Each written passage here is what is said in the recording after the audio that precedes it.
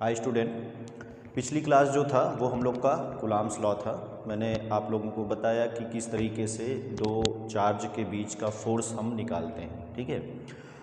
अब by nature ऐसा होता है कि चार्ज हमारा दो टाइप का होता है, या तो हमारा चार्ज पॉजिटिव हो सकता है या तो हमारा चार्ज नेगेटिव हो सकता है। कूलम्ब का फोर्स था हमारा Q1 Q2 divide by R square. तो इस फोर्स का नेचर देखना है, और नेचर का मतलब ऐसा है कि ये जो फोर्स होगा वो पॉजिटिव होगा या नेगेटिव होगा या फोर्स होगा ही नहीं, है ना। दो चार्ज के बीच में कब फोर्स लगेगा, कैसा लगेगा। जैसे आप लोग को मैं बताऊं कि आमतौर पे ऐसा होता है कि कई सारे बच्चों को, ख़ासतौर पे जो बायो के बच्चे हैं, उन्हें ये लगता है कि हम फिज़िक्स क्यों पढ़ रहे हैं, फ़िज़िक्स की क्या ज़रूरत बहुत दिमाग ख़राब करता है। ऐसा बहुत सारे बच्चों का कंप्लेन रहता है ना। ठीक है, तो उनके हिसाब से तो फिज़िक्स होना भी नहीं चाहिए, क्योंकि उनके हिसाब से तो पूरा हमको बायोलॉजी है। मान लो उनका जो एम होता है वो डॉक्टर बनने का होता है, तो भाई हम डॉक्टर बनेंगे। लेकिन आप जब तक फिज़िक्स को समझोगे नहीं तो आप अपनी बॉडी को नहीं समझ सकते। आप जब तक फिज़िक्स को जानोगे नहीं तब तक आप अपनी बॉडी को नहीं जान सकते। फिज़िक्स पढ़ना है तो आपको उसको वैसा लेके चलना पड़ेगा। जैसे आप बायोलॉजी को मानते हो कि वो बहुत ज़रूरी है और वो बहुत अच्छा लगता है, आप हार्ट के बारे में, किडनी के बारे में, लीवर के बारे में पढ़ते हो, बहुत अच्छा लगता है। केमिस्ट्री भी आप लोग को सबको अच्छा लगता है। फिज़िक्स के साथ थोड़ा सा इशू आप लोग का रहता है ना। तो एज ए फ़िज़िक्स टीचर मैं आप लोगों को ये बताना चाहता हूँ कि आपका पूरा बॉडी जो है उसमें फ़िज़िक्स का रूल्स रेगुलेशन लगता है। आप ऐसा समझ के पढ़ो। जब तक आप समझोगे नहीं तब तक आपको वो चीज़ फील नहीं होगा अंदर से। जैसे आपकी बॉडी में चार्ज है, आपका ब्रेन इलेक्ट्रिक फील्ड जनरेट करता है। आपका ब्रेन जब तक इलेक्ट्रिक फील्ड जनरेट नहीं करेगा, न्यूरॉन्स इलेक्ट्रिक फील्ड को एक जगह से दूसरी जगह जब तक लेके नहीं जाएंगे तब तक आपके शरीर का कोई भी पार्ट काम नहीं करेगा। जैसे मैं आप लोग को बताऊं कि बायो वालों को अधिकतर एक प्रॉब्लम होती है हमारे यहाँ की, जैसे किसी को लकवा मार गया, पैरालिसिस जो हम लोग बोलते हैं। सीधा सा मतलब ये होता है कि शरीर के किसी हिस्से में सिग्नल का नहीं पहुंच पाना, मतलब लकवा, वो काम ही नहीं करेगा। जैसे मेरा हाथ काम कर रहा है, इसका मतलब ये है कि ब्रेन ने जो सिग्नल दिया वो हाथों तक अच्छे से पहुंचता है। ठीक। कई बार आप लोगों ने देखा होगा कि ऐसा होता है कि कई बार हमारी एक्टिविटीज़ अलग अलग हो जाती है जब ब्रेन की सिग्नलिंग नहीं पहुंच पाती है अच्छे से, या न्यूरॉन्स बहुत अच्छे से नहीं पहुंच पाते हैं, तो उस केस में हमारे हाथों का, पैरों का डिस्टर्बेंस। तो जैसे जैसे हम लोग टॉपिक पे आगे बढ़ते जाएंगे मैं आपको बताते जाऊंगा कि फ़िज़िक्स कहाँ पर यूज़ होता है, कैसे यूज़ होता है। ठीक है। जैसे हम यहाँ पे चार्ज की बात करते हैं तो आप लोग फिज़िक्स को आउट ऑफ बॉडी लेके मत चलो। आप लोग फिज़िक्स को ऐसा मानो जैसे चार्ज होता है ना। जैसे मान लो हम लोगों ने चार्ज, भाई आपको नमक की ज़रूरत है, Na+Cl- की ज़रूरत है। आप जब तक नमक नहीं खाओगे आपकी बॉडी रिस्पॉन्ड नहीं करेगी। कई लोग जाते हैं डॉक्टर के पास, डॉक्टर बोलेगा सोडियम की कमी है, भाई नमक खिलाओ। और कई बार हार्ट वाले जब जाते हैं तो डॉक्टर बोलते हैं सोडियम ज़्यादा है, हार्ट मत खिलाओ। तो होता है ना। अब भाई CuSO4, बहुत सारी चीज़ें आपके लिए ज़रूरी है। कैल्शियम ज़रूरी है ना, KCl। तो कहीं ना कहीं चार्ज ज़रूरी है। अब चार्ज ज़रूरी है, आपकी बॉडी में पूरा चार्ज है, आपकी बॉडी में प्लस चार्ज है, आपकी बॉडी में माइनस चार्ज है, आपकी बॉडी में ब्लड है। अब ये प्लस और माइनस चार्ज के बीच में फोर्स भी लगता है। बस इस फोर्स का एक रेंज होता है ना। दूसरी चीज़, जैसे यदि हम एक एटम की बात करते हैं, चलिए हम एक हाइड्रोजन एटम की बात करते हैं। हमारे पास एक हाइड्रोजन एटम है। हाइड्रोजन एटम में न्यूक्लियस में एक प्रोटॉन और बाहर में एक इलेक्ट्रॉन, और ये दोनों बंधे होते हैं through the coulomb force Q1 Q2 by R square. Attractive force होता है हमारा सबसे बड़ा सिस्टम। आप लोगों ने पढ़ा होगा 11th में ग्रेविटेशन, या नहीं भी पढ़े होगे तो जानते होंगे। सन और अर्थ के बीच में ग्रेविटेशनल फोर्स काम करता है, तो वो हमारा सबसे बड़ा सिस्टम। और एक होता है हमारा सबसे छोटा सिस्टम जो एटॉमिक। इससे छोटा अभी तक हम लोगों ने, भाई सबसे छोटा तो न्यूक्लियस होता है, लेकिन एटम से नीचे हम लोग अभी तक नहीं गए। तो मान के चलते हैं कि हमारा सबसे छोटा जो सिस्टम है वो एटम। ठीक है। होता क्या है, कि जो इलेक्ट्रॉन बाउंडेड है, जो बंधा हुआ है न्यूक्लियस से, वो इलेक्ट्रॉन घूमेगा और वो तभी तक घूमेगा जब तक ये फोर्स जो है वो लगता रहेगा। बात समझ में आई ना। एक फोर्स और होता है F इक्वल टू mv²/r, ये इसको बोलते हैं हम लोग centripetal force. F equal to mv²/r, ये फोर्स होता है हमारा सेंट्रीपिटल फोर्स। तो ये जो सेंट्रीपिटल फोर्स होता है, ये दोनों फोर्स जब तक इक्वल नहीं होंगे, जब तक बैलेंसिंग नहीं होंगे, तब तक इलेक्ट्रॉन जो है वो क्या होगा, नहीं घूमेगा। तो ये बैलेंस करने के लिए ज़रूरी है। ठीक है, तो न्यूक्लियस तो हर जगह होता है, इलेक्ट्रॉन हर जगह होता है, प्रोटॉन हर जगह होता है, तो कहीं ना कहीं ये जो फोर्स है ये हमारे लिए बहुत ज़रूरी है। तो फिज़िक्स समझने का सबसे अच्छा तरीका ये है कि आप उसको अपनी बॉडी से रिलेट करके देखो। जब तक आप फिज़िक्स को अपनी बॉडी से रिलेट करके नहीं देखोगे, तब तक आपको फिज़िक्स ऐसा ही लगेगा, मैथ्स के जैसा लगेगा, है ना। जैसे मैथ्स को भी हम लोग अपने से रिलेट करके नहीं देखते हैं, आउट ऑफ बॉडी देखते हैं। ठीक, तो इसलिए मैथ्स में भी हम लोग को कई बार रहता है नींद आता है। खैर वो मैथ्स की बात छोड़िए, मैथ्स तो हमको ज़्यादा पढ़ना भी नहीं है। फिज़िक्स को आप ऐसा समझिए, जब हम इलेक्ट्रिक फील्ड के बारे में बात कर रहे हैं, जब हम पोटेंशियल के बारे में बात कर रहे हैं, जब हम चार्ज के बारे में बात कर रहे हैं, तो आप अपने आप को एज ए डॉक्टर कंसीडर करो। भले आप डॉक्टर हो नहीं हो, इससे मतलब नहीं। आपका एम यदि है डॉक्टर बनने का, और यदि आप बायो के स्टूडेंट हो, मतलब आप आधे डॉक्टर तो बन गए हो। आप बायो के स्टूडेंट हो मतलब कहीं ना कहीं आप में डॉक्टरी चीज़ें आने लगी। ठीक है, भले कई लोग डॉक्टर नहीं बन पाते, लेकिन मैं मानता हूँ कि बायो के स्टूडेंट हो मतलब बायोलॉजी आपको आती है। बायोलॉजी आ रही मतलब आप बॉडी के पार्ट्स को जानने लगे हो, बॉडी के पार्ट्स को आप जानने लगे हो, मतलब थोड़े से डॉक्टर तो हो ही गए हो, है ना। बस आपको उसको इम्प्लीमेंट करना होता है। तो होता ये है कि चार्ज हर जगह है, इलेक्ट्रिक फील्ड हर जगह है, पोटेंशियल हर जगह है ना, हमारी बॉडी में ही है। तो हमको बस चीज़ों को समझना है कि हाँ भाई, दो चार्ज के बीच का फोर्स लग रहा है K(Q1 Q2/r²) ऐसा लग रहा है। अब यहाँ पर यदि दोनों चार्ज हमारा पॉजिटिव नेचर का हो, पॉजिटिव नेचर का मतलब दोनों चार्ज का प्रोडक्ट Q1 Q2 >0 हो, तो उस केस में हमारा जो फोर्स रहेगा वो रिपल्सिव रहेगा। और ये तभी हो सकता है जब Q1 और Q2 जो है ये सेम नेचर के हो। सेम नेचर के हो मतलब ये कि आइदर बोथ आर पॉजिटिव और बोथ आर निगेटिव, दोनों के दोनों पॉजिटिव हो या दोनों के दोनों निगेटिव हो।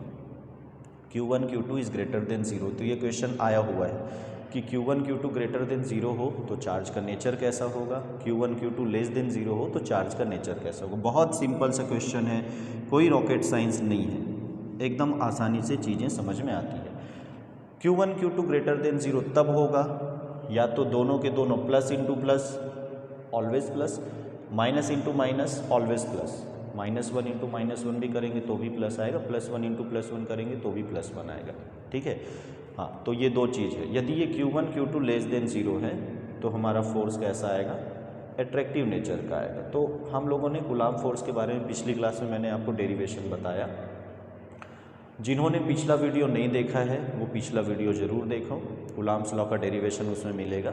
आज हम लोग डिस्कशन कर रहे हैं कि कूलाम्स लॉ जो है वो हमारी डेली लाइफ में किस तरीके से होता है, या नेचर ऑफ फोर्स कैसा होता है, या किस तरीके से होता है। ठीक है, तो देखो दो चीज़ों पे ये फोर्स डिपेंड करता है, एक Q1 Q2 की वैल्यू पे और एक डिपेंड करता है r²। ठीक है, अब देखते हैं लिमिटेशंस ऑफ कूलाम्स लॉ कि जो कूलाम्स लॉ है उसका लिमिटेशंस क्या क्या है, कब कब काम करेगा और ये कब कब काम नहीं करेगा। तो सबसे पहला चीज, हमारा कूलाम्स लॉ तभी काम करेगा जब Q1 और Q2 दो चार्ज प्रेजेंट होगा। एक्चुअली हम लोग जो फोर्स देखते हैं वो Q1 और Q2 के बीच का देखते हैं। जैसे ये हमारा फोर्स Q1 हो गया और ये हमारा फोर्स Q2 हो गया। दो या दो से ज़्यादा चार्ज जब तक हो तभी हम फोर्स के बारे में बात करेंगे। अच्छा, इसमें एक चीज़ और, Q1 और Q2, Q1 ने Q2 पे एक फोर्स लगाया, Q2 ने Q1 पे एक फोर्स लगाया, और ये जो फोर्स होता है इस फोर्स का रेशियो होता है 1/1। Q1 ने Q2 पे एक फोर्स लगाया, Q2 ने Q1 पे एक फोर्स लगाया, और इस फोर्स का जो रेशियो मिला ये मिला हमारा 1/1। मतलब Q1 जितना फोर्स Q2 पे लगाएगा Q2 उतना ही फोर्स Q1 पे लगाएगा। जैसे ग्रेविटेशन में अर्थ ने सन पे जितना लगाया, सन ने भी अर्थ पे उतना ही लगाया, लेकिन घूमता हमारा अर्थ है। बात समझ में आई ना? लोगों को थोड़ा सा इसमें कन्फ्यूज़न होता है, लोग ये सोचते हैं कि कम ज़्यादा लगता होगा, ऐसा नहीं। सन और अर्थ के बीच का फोर्स एक ही होता है, लेकिन घूमेगा कौन? सन, अर्थ घूमेगा, सन स्थिर रहता है। क्यों ऐसा होता है? क्योंकि अर्थ का मास बहुत कम होता है, तो एक्सपीरियंस वही करेगा जिसका मास कम है, और यहाँ एक्सपीरियंस वही करेगा जिसका चार्ज कम है। बात आई ना समझ में? बाकी फोर्स दोनों एक दूसरे पे इक्वल लगाते हैं। तो दो चार्ज होना चाहिए, लिमिटेशंस 2 या 2 से ज़्यादा, और ग्रेटर देन 2 चार्ज। ऐसा नहीं है कि सिर्फ 2 चार्ज होगा तभी हम बात करेंगे, 2 या 2 से ज़्यादा चार्ज है तो भी कूलाम का फोर्स लगेगा। दूसरा है ये स्टैटिक चार्ज पे लगता है। आमतौर पे जब लिमिटेशंस आप पढ़ते हो तो आपको ऐसा बताया जाता है कि ये स्टैटिक चार्ज पे लगेगा। स्टैटिक चार्ज मतलब रुका हुआ दो चार्ज चलने नहीं चाहिए। वो चार्ज कैसे? रुके हुए नहीं चाहिए। अब कई बार ऐसा होता है कि चार्ज चलता तो है लेकिन उनके बीच का डिस्टेंस नहीं बदलता। जैसे मैंने बताया कि ये हाइड्रोजन का प्रोटॉन और ये हमारा इलेक्ट्रॉन चला, लेकिन हर समय ये डिस्टेंस सेम रहा। यस, ये डिस्टेंस हमेशा क्या रहेगा? सेम रहेगा। ठीक है, तो स्टैटिक चार्ज मतलब चार्ज रेस्ट में है तो कूलाम का फोर्स लगेगा, और यदि चार्ज रेस्ट में नहीं है, मूव कर रहा है, तो भी कूलाम फोर्स लगेगा, लेकिन उसकी शर्त ये है, उसकी कंडीशन ये है कि डिस्टेंस नहीं बदलना चाहिए। यदि आपने ये डिस्टेंस बदल दिया, ये डिस्टेंस यदि आप बदलते हो तो उस केस में कूलाम का फोर्स वहाँ काम नहीं करता है। ठीक है। तीसरी चीज, कूलाम का फोर्स हमेशा काम करेगा डिस्टेंस ग्रेटर देन और इक्वल टू 10⁻⁻15 मीटर। ये कूलाम का फोर्स काम करता है। मतलब कूलाम का फोर्स, सीधी सी बात मैं कहूँ तो कूलाम का फोर्स न्यूक्लियस के अंदर काम नहीं करेगा। कूलाम का फोर्स जैसे ही हम न्यूक्लियस के बाहर जाते हैं, ऑर्बिट में आ जाते हैं, तो कूलाम का फोर्स वहाँ से स्टार्ट होता है, मतलब यहाँ से यहाँ तक। और यदि कूलाम का फोर्स न्यूक्लियस में काम किया मान लो, तो वो एकदम नेग्लिजिबल भी करेगा, तो उसको हम नहीं मानते। बात समझ में आई ना? तो कूलाम का फोर्स कब करेगा, कब नहीं करेगा। अच्छा, ये भी बता दूं कि क्यों नहीं करता। देखिए क्या होता है, चलो हम मान लेते हैं कि ये हमारा न्यूक्लियस है, ये है हमारा न्यूक्लियस के अंदर में प्रोटॉन है और न्यूट्रॉन है। तो ऐसा मैंने न्यूक्लियस के अंदर ये प्रोटॉन मैंने ले लिया, ऐसा न्यूक्लियस के अंदर में प्रोटॉन रहेगा। प्रोटॉन क्योंकि पूरे के पूरे पॉजिटिव चार्ज के हैं, तो पॉजिटिव चार्ज के हैं तो ये क्या करेंगे, एक दूसरे को रिपल्सिव फोर्स देंगे। ऐसा ये जो प्रोटॉन है, ये प्रोटॉन एक दूसरे को रिपल्सिव फोर्स देंगे, और ये एक दूसरे को रिपल्सिव फोर्स देंगे तो ये सारे के सारे ऐसे दूर जाएंगे। ठीक है, ये सारे के सारे चार्ज कैसे होंगे, दूर जाएंगे। तो ये सारे के सारे चार्ज दूर जाएंगे तो न्यूक्लियस का साइज बढ़ जाएगा। ऐसा न्यूक्लियस का साइज बढ़ेगा तो एटम का साइज बढ़ेगा। जैसे कोई भी मैटर जो होता है वो किससे बनता है, मॉलिक्यूल, ये बनता है पार्टिकल। कोई भी पार्टिकल जो है ये किससे बनता है, मॉलिक्यूल।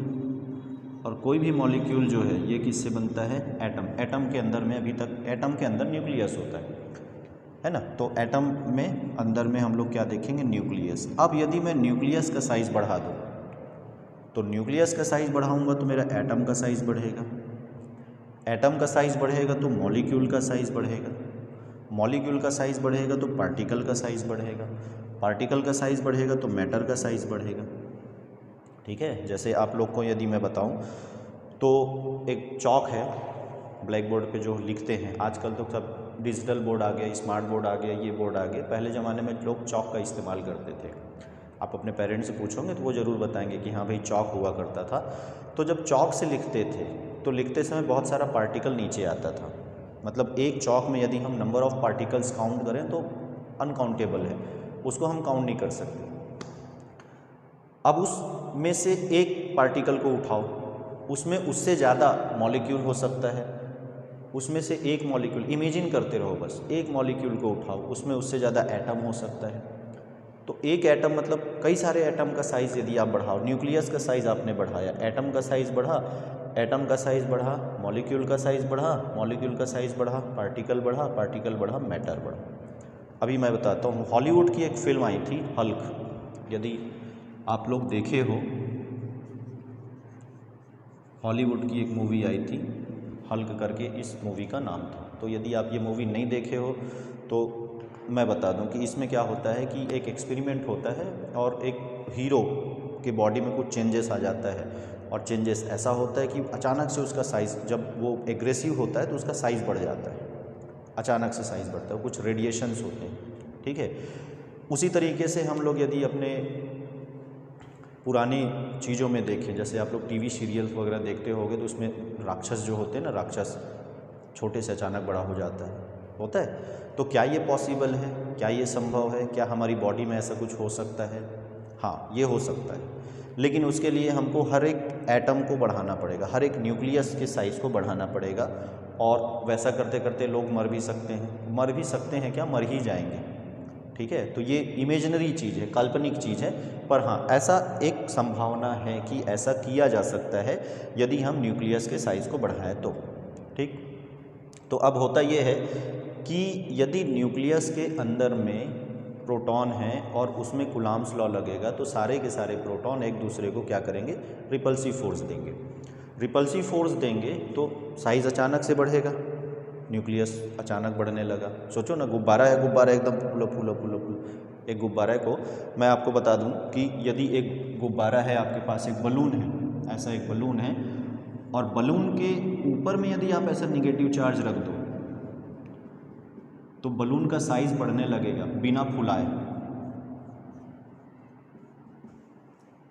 समझ में आई बात? यदि बलून के ऊपर में आप ऐसा साइज निगेटिव चार्ज यदि आप रख दोगे तो बलून जो है वो अपने आप फूलने लगेगा। क्यों फूलने लगेगा? क्योंकि सारे के सारे निगेटिव एक दूसरे को रिपल्सिव फोर्स देंगे और वो साइज़ क्या होगा, बढ़ते जाएगा।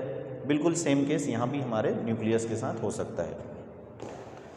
पर अब यहाँ की क्या होता है, तो ये न्यूक्लियस को कौन स्टेबल करके रखता है? तो न्यूक्लियर को स्टेबल करके रखता है हमारा न्यूक्लियस फोर्स, ये, ठीक।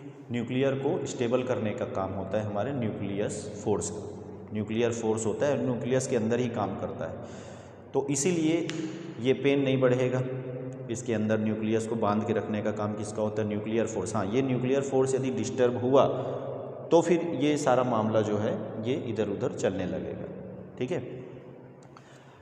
अब इस फोर्स के बारे में कि क्या क्या होता है, देखो आप लोग जब 11th में थे तो 11th में चैप्टर 1 जो था हमारा फिजिकल वर्ल्ड, हालांकि कई बार कई जगह फिजिकल वर्ल्ड को नहीं पढ़ाया जाता है, तो उसमें एक बहुत ही इम्पॉर्टेंट चीज़ रहता है, फोर्स इन नेचर।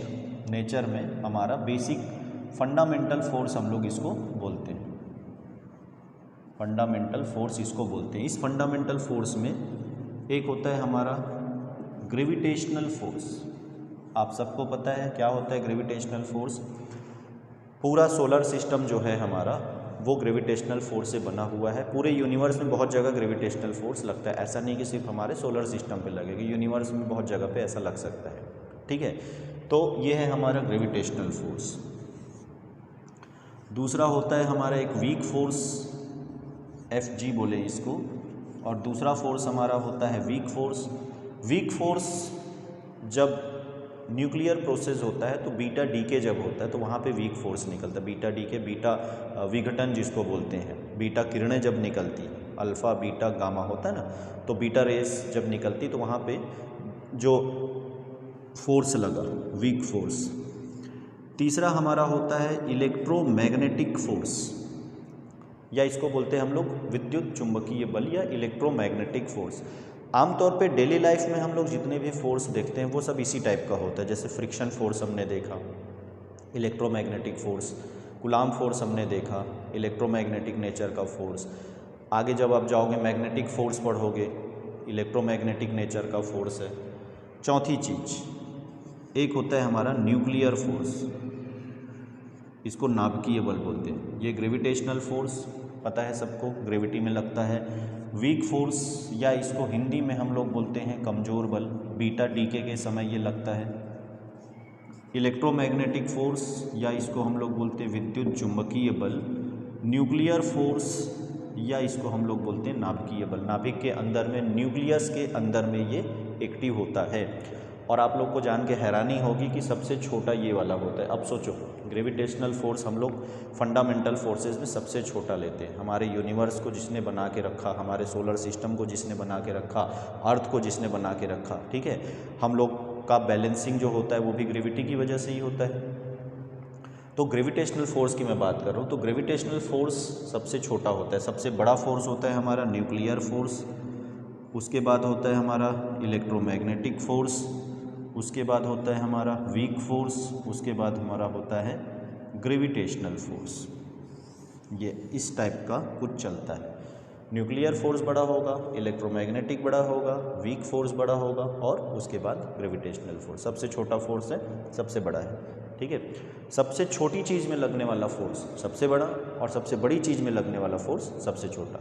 ये बेसिक फंडामेंटल फोर्सेस की मैं बात कर रहा हूँ। दुनिया में बहुत टाइप के फोर्स होते हैं, लेकिन ये फोर्स ऐसा है कि ये बिल्डिंग ब्लॉक्स ऑफ यूनिवर्स ऐसा मान सकते हैं, है ना। ये बिल्डिंग ब्लॉक है। जैसे हम लोग घर बनाते समय नींव बनाते हैं ना, नींव, तो ये 4 पिलर्स हैं जिस पे हमारे ये पूरा यूनिवर्स टिका हुआ है। इसमें से यदि एक भी फोर्स ख़त्म हुआ, एक भी फोर्स डिस्टर्ब हुआ, तो फिर सारी चीज़ें डिस्टर्ब होने लगेंगी, ठीक। तो ये है हमारा फोर्स। अभी हम देखते हैं कूलॉम्स लॉ का लिमिटेशन मैंने आपको बताया। कूलॉम्स लॉ और ग्रेविटेशनल लॉ में क्या डिफरेंस है। कूलॉम फोर्स और ये है हमारा ग्रेविटेशनल फोर्स, दोनों फोर्स के बीच का डिफरेंस। सबसे पहला डिफरेंस है फॉर्मूले का difference. F is equal to k Q1 Q2 by r square, F is equal to G M1 M2 by r square. एकदम बेसिक चीज़ें मैं आपको बता रहा हूँ जो आपके लिए बहुत ज़रूरी है। मुझको लगता है कि ये बहुत ज़रूरी है। ऐसा कोई चीज़ नहीं है जो एग्ज़ाम में नहीं आया होगा, ठीक है। आप यदि 12th के स्टूडेंट हो, आप नीट के स्टूडेंट हो, आप JEE के स्टूडेंट हो, या आप सिर्फ साइंस के भी स्टूडेंट हो, तो आपको ये चीज़ें जाननी है कि चल क्या रहे। यदि आप साइंस के भी स्टूडेंट हो तो आपको जानना चाहिए कि हाँ ये चल कैसे रहे, ठीक है। तो कूलॉम फोर्स में ये और ये। दूसरा चीज़, कूलॉम फोर्स लगता है चार्ज के बीच में, बिटवीन 2 चार्जेस। ये लगता है मास में, 2 मास होगा, 2 या 2 से ज़्यादा मास होगा तब भी लगेगा। कूलॉम का फोर्स जो है ये अट्रैक्टिव और रिपल्सिव दोनों टाइप का होता है। ये फोर्स केवल अट्रैक्टिव टाइप का होगा, ये फोर्स रिपल्सिव नेचर का नहीं होता। ये फोर्स कैसा होगा, केवल अट्रैक्टिव नेचर का होगा। जो कूलॉम फोर्स है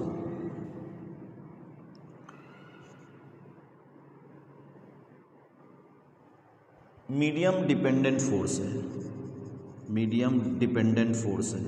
ये जो है ना के, तो अलग अलग मीडियम के लिए कूलॉम फोर्स अलग अलग होगा। ये मीडियम डिपेंडेंट है, अलग अलग मीडियम के लिए कूलॉम का फोर्स अलग अलग होगा।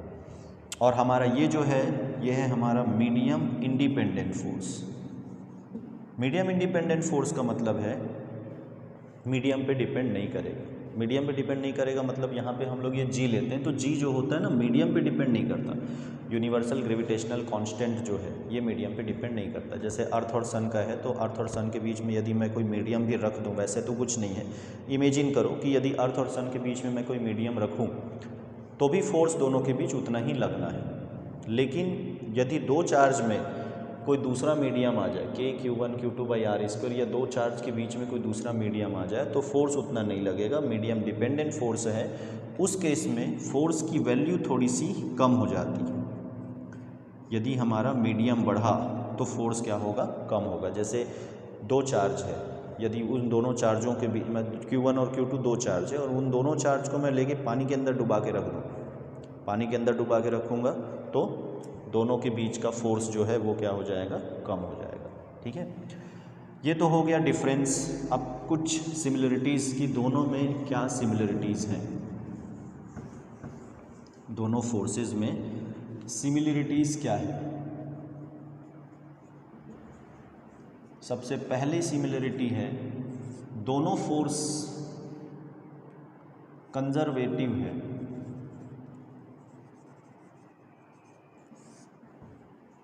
कंजर्वेटिव का मतलब ये है, आप लोगों ने कंजर्वेटिव और नॉन कंजर्वेटिव फोर्स पढ़ा, और नहीं पढ़ा तो मैं थोड़ा डिस्कस कर देता हूँ क्या होता है। कंजर्वेटिव फोर्स वो होता है जो पाथ पे डिपेंड नहीं करता, बिल्कुल भी पाथ पे डिपेंड नहीं करता, जैसे हमारा ग्रेविटेशनल फोर्स। ठीक है, आप एक पहाड़ पे, इतनी हाइट की पहाड़ है उस पर चढ़ जाओ, और आप इतनी हाइट की बिल्डिंग है उस पर चढ़ जाओ, और दोनों जगह से एक पत्थर फेंको तो दोनों सेम टाइम पे नीचे गिरता है, गिरेगा। आप ऐसा करके देख सकते हो प्रैक्टिकल। क्यों? क्योंकि वो पाथ पे डिपेंड नहीं करेगा। फ्रिक्शन फोर्स पाथ पे डिपेंड करता है, फ्रिक्शन फोर्स हर जगह के लिए अलग अलग होता है। तो ये दोनों फोर्सेस जो है ये बेसिकली कंजर्वेटिव, ठीक है, इसका नेचर है। या दोनों फोर्स, इसको हम लोग बोलते हैं संरक्षी बल, हिंदी इंग्लिश दोनों में मैं बता दे रहा हूँ। दोनों फोर्स जो है ये हमारा सेंट्रल नेचर का फोर्स होता है। दोनों फोर्स को हम लोग बोलते हैं केंद्रीय बल। केंद्रीय बल का मतलब ये सेंटर ऑफ मास से ही कैलकुलेट होगा। ये सेंटर ऑफ चार्ज है और ये centre of mass, centre of charge, जहाँ पर पूरे के पूरे सेंटर, पूरे के पूरे चार्ज को लोकेस्ट माना जाता है, एक जगह पे स्थायी माना जाता है। सेंटर ऑफ चार्ज, जहाँ पूरे पूरे चार्ज को एक जगह स्थिर माना जाता है।